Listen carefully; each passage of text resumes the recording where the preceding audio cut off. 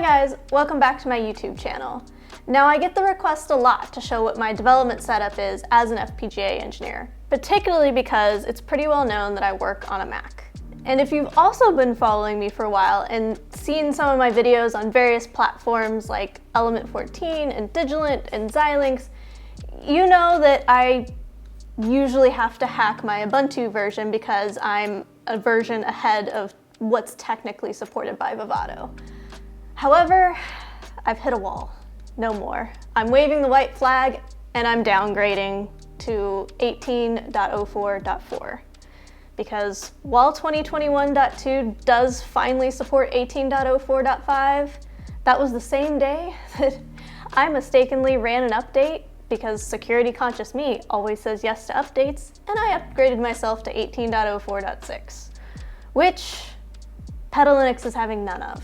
So I thought I'd take this opportunity to show how to install an older version of Ubuntu using Parallels on a Mac computer. Now, for reference, I am using a 2019 16-inch MacBook Pro. I am still on Mac OS 11, whatever the latest version of that is. I've not updated to Mac OS 12. We're breaking one thing at a time here. And I am running Parallels. Now, Parallels, you might wonder, why am I using Parallels when I could use something free like VMware or VirtualBox? I truly believe you get what you pay for. I think, and from my experience, Parallels is a lot more stable. I can utilize the actual resources on my computer a lot better. Battery life is better. And considering this is a job for me, it's well worth it. The base desktop version of Parallels you can buy one time for $80, which for how amazing the software is, I think is a really good deal. Or what I do is I actually pay $99 a year. That way I can utilize all 64 gigs of RAM in my computer, utilize all the cores, everything like that.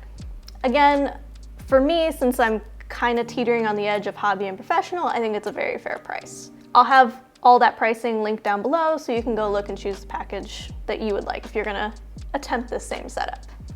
So let's take a look at it. As you can see, I've already deleted my old version and I'm back at the setup assistant. The other thing I really like about Parallels is it tries to basically do everything for you. And it fills in a lot of gaps. So I also feel like it's a very beginner-friendly thing. So if you're kind of put off by the price, also consider the beginner/user friendliness of it. So as you can see in our installation assistant here, you have a few different options. You can have it either download and automatically install the OS of your choice, which what it'll do is it'll just go out and grab whatever the latest version of it is. So if I hit download Ubuntu Linux from here, it's gonna go grab whatever the latest version is, which I believe is 20.04.2. And while that's compatible with the 2021 version and 2020 versions of Linux and Vivado, I also need Vivado 2019.2, so I'm going to manually install from an image file. And if you're not familiar, Ubuntu lets you download any archived version that you're looking for. So I will link directly to the Ubuntu 18.04.4 desktop image. What you want out of all of these, you don't want the server image if you're on just a regular desktop. You want this, where to go? So many lines. You want whatever the Ubuntu version is, desktop-AMD64, which is just your standard Intel-based processor, and your ISO, which is your image file. So I've already downloaded that in the background, so I'll go ahead and choose install Windows or another OS from a DVD or image file, continue. And what's really cool is it went ahead and searched my computer and found my ISO file. Or I can choose it manually if you have multiple. So go ahead and hit continue. And then I get to set up my full name, username, and my password. Now you don't get to do this if you do the automatic install. It'll just set up your username and everything as like Parallels. So I kind of like the manual method better. Let's see, Express installation. When enabled, Parallels desktop will install the operating system automatically and apply all the recommended settings to it. I want to manipulate a few of these because I think the default hard drive size it gives you is only 128 gigs. And then I have to go fight with Gparted to make it 1 terabyte, because what does anybody do with 128 gigs of hard drive space anymore? I can't do anything with that. So I chose my root password. I'll make sure I didn't typo that, because I typed it and immediately forgot what I typed. Continue. Name it. So Ubuntu Linux. I think I'm going to give this a little bit more of a default or specific name. So I'm going to name it 18.04.4. Leave it in the same default place. I want to customize settings before installation and create. The reason I didn't want to do Express setup and I wanted to customize settings because I want to come in here and in my hardware, I want to increase the amount of RAM I can use. So I pretty much let it use everything but about a gig of my RAM, just because I want my full performance here. Oop. So I'm letting it use 60 of my 64 gigs of RAM. I recommend not giving it access to all of your RAM. That way, in case you have a process that hangs in your VM, it doesn't hang your whole computer. So in processors, I want to let it have access to all but one. Again, if something hangs, you want to be able to use your computer outside of it. Which that's another thing I forgot to mention. I like a VM instead of installing it natively through something like Boot Camp. Because I'm essentially experimenting and developing, I don't want to have any fear of blowing anything up. So keeping everything contained in a VM, I think, is very developer friendly, especially beginner friendly. That way you can play with it, don't worry about blowing it up. I back up all my files through folder sharing setup via Parallels, so full game, I can do whatever I want. So for graphics, I will give it 2 gigs of access. And it's gonna warn me and say that, actually I think I'm only gonna give it 1 gig. Because I don't really do that much graphical stuff. I'm just using KiCad for PCB layout, which isn't insanely graphic intensive. Resolution, I'll leave that there for now. What's under advanced? Oh yeah, I'll leave that. Mouse and keyboard, and I think, yeah, always want to leave shared network because I don't want to mess with configuring the Ubuntu network itself. Same with all the other hardware shared. Hard disk capacity, 64. So, we'll go through that. So disk capacity, 64 gigs. That means when this first creates the virtual hard drive, it's only gonna be a 64 gig hard drive. I need more than that. So I'm gonna click Advanced, Properties, and I have a 2 terabyte hard drive. I normally give it 1 terabyte of access, and then Parallels has this cool option called Reclaim Disk Space, which means every time that you shut your Ubuntu image down, it's going to give whatever free space the Ubuntu image is not utilizing back to the Mac side. Obviously you need to be careful, and I don't fill up my Mac side over 1 terabyte, but I kind of like having that play there just in case. So I'll do Apply, Resizing. So the warning I'm getting here, if I had already created the VM and had stuff stored in it, I could potentially corrupt it, but I haven't even created it yet, so I can ignore this warning for right now. And close. think I'm gonna leave that whatever. I think that's the innate. I'll leave the rest of that default. Boot order, leave all that as the default. So here's what I was talking about, reclaim disk space on shutdown. Let's see what other options we've got here. We want startup and shutdown manually.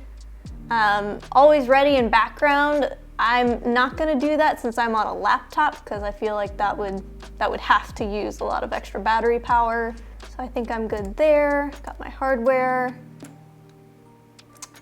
And then I'll worry about backup later. So I've got that configured here. So I'm gonna go back to the installation assistant and hit, I've got all of this set up. I think I can go ahead and just close this window. Yeah, so threw me off because there wasn't a save button there, so I'm gonna go ahead and hit continue. Oh, it's just warning me that I am giving it access to quite a bit of my RAM, which is what I want.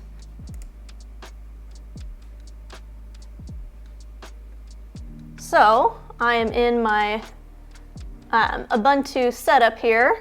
So this is the same screen that you'd see if you were installing Ubuntu from a thumb drive on just directly on a PC. So I want English.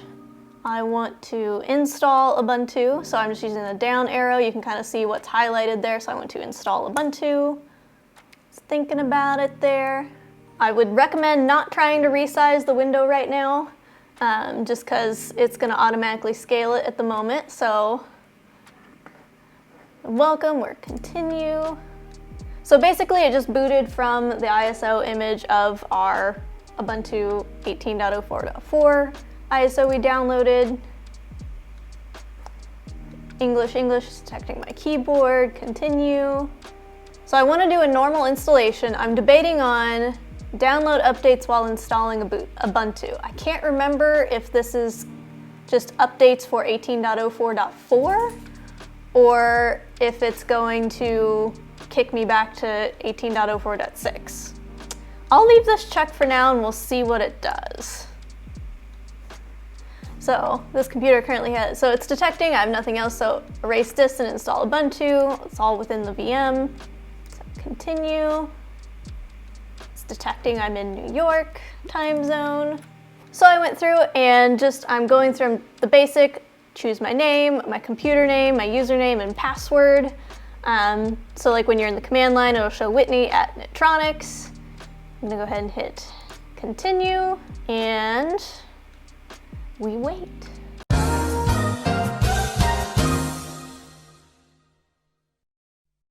Okay, and we have finished the installation.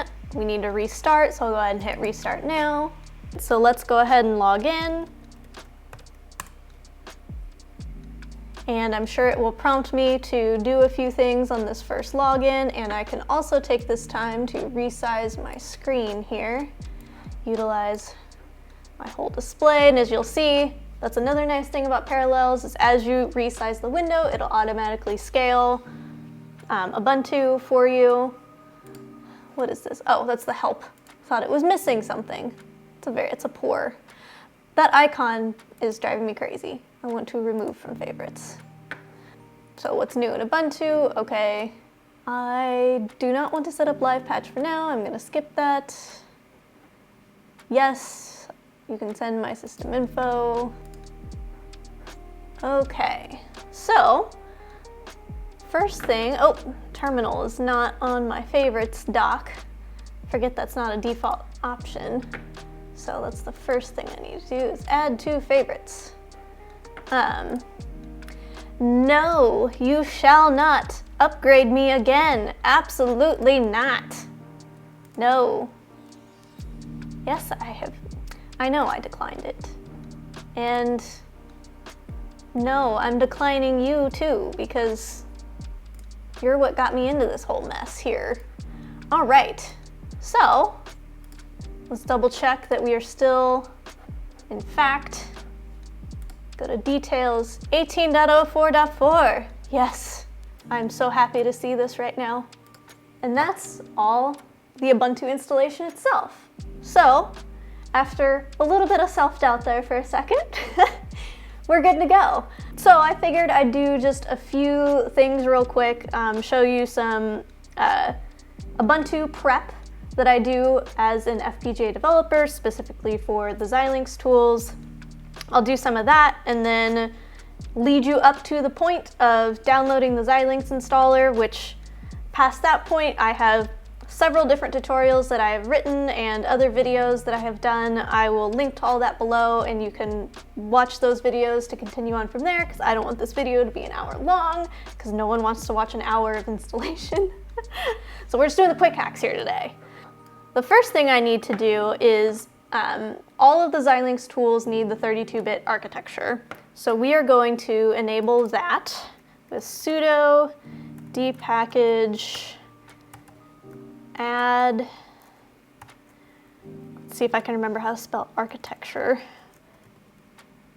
My spelling skills seem to decline the further I progress into my engineering career.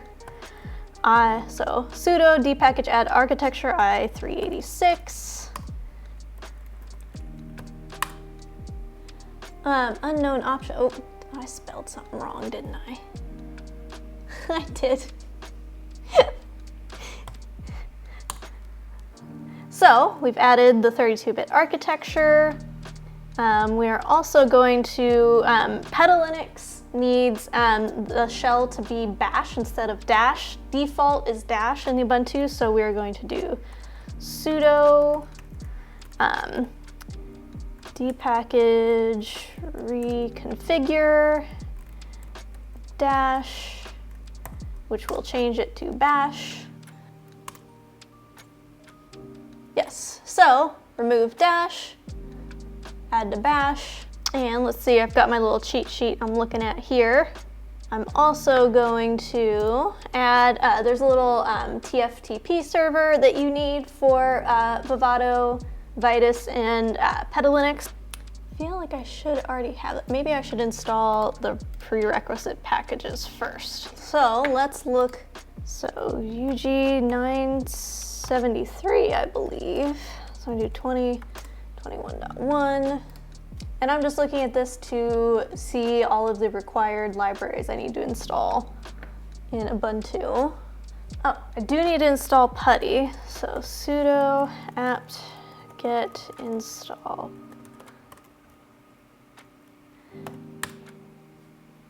So install Putty. I should. And there's Putty there now. A few moments later. Okay, so I forgot that the extended internet service on Daemon is not installed by default when you install from an old image like that. So I'm just going to install that real quick so we can then install or create our TFTP server for Vivado and Vitis and Putty Linux, all their backend services.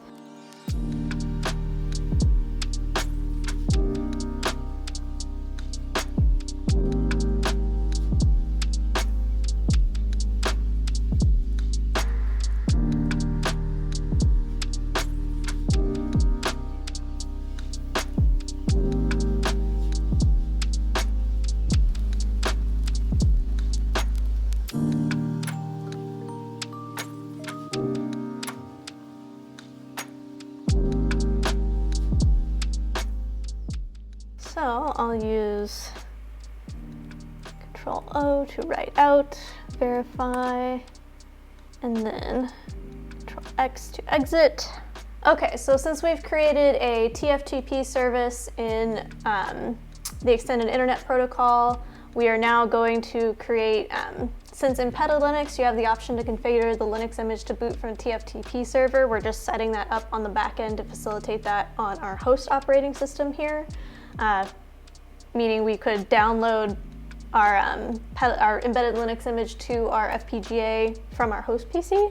So now we're going to create the directories that it would download that image from. So we'll do sudo make directory tftp boot.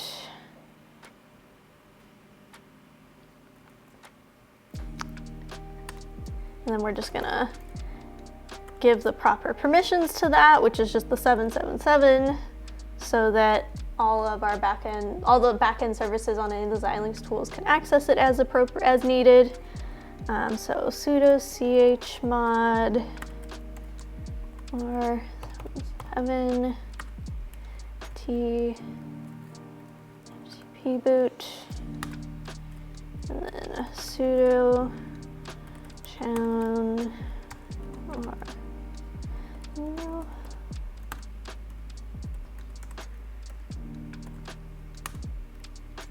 All right, so, and then we're just gonna restart, we're just gonna stop and restart the extended internet service to apply those changes.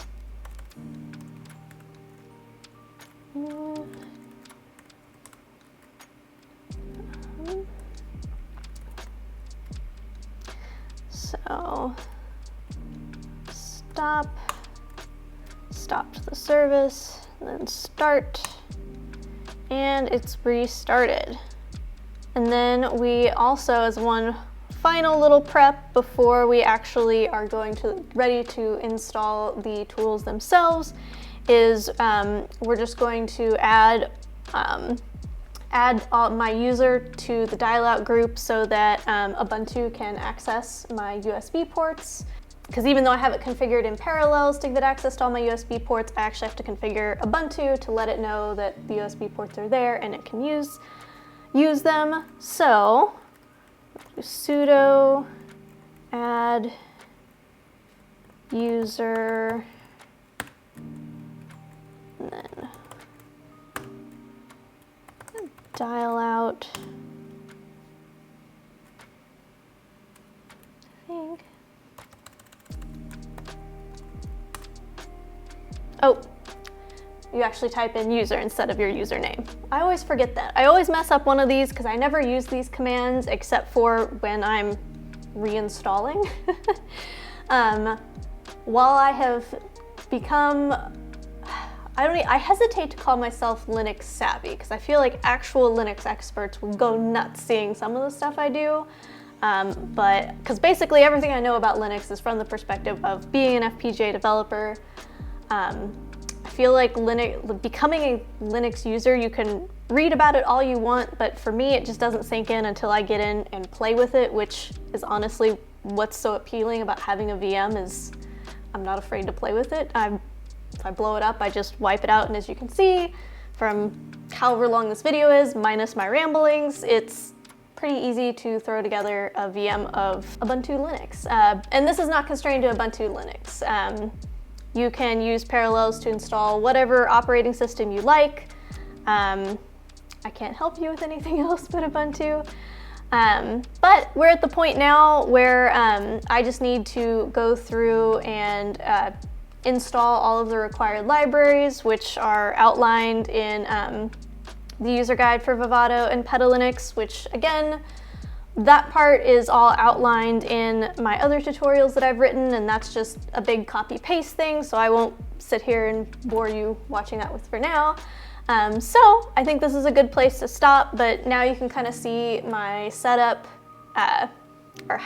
for being an FPGA engineer on a Mac and how I accomplish that. I hope this was helpful. If you would like a more in-depth thing of like what specific tools I use, past just the Xilinx tools, and maybe some more personal things about how I have further customized and set up my Ubuntu image. And another thing that I do is I also I do route my files through my iCloud drive, so all of my important files back up the second that I create them. So if you'd like to see things like that and have more of a tutorial like that, let me know in the comments if you're interested in that at all. I'll make that a separate video just so this one doesn't get too long. I can hear myself rambling because, as you can see, it's dark. I have had a full day of work already.